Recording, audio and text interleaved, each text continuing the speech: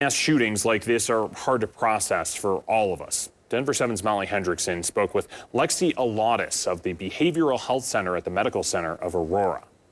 Lexi Eliades joins us. She is a behavioral health specialist at the Medical Center of Aurora.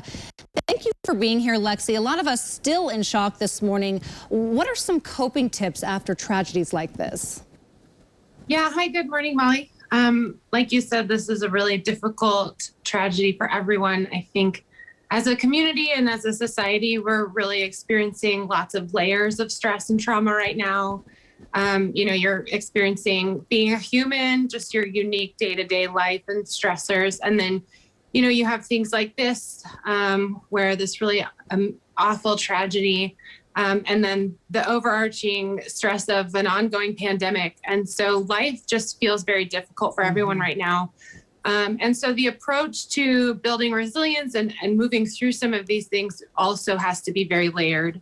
And so, want to start with the basics, making sure that we're getting good sleep, that we're getting good nutrition, getting outside, and then making sure we're connecting with our loved ones, having that social interaction. We are social beings.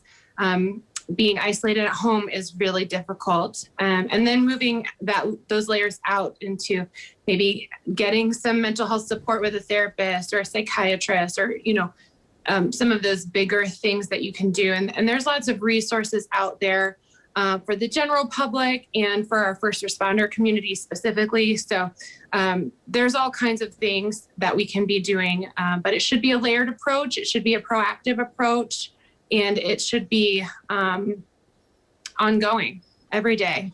Absolutely. And sometimes the shock, as it wears off, some of it, we start to process it, and it takes time for that to happen. We certainly appreciate your time, Lexi Eliades. Thank you for joining us.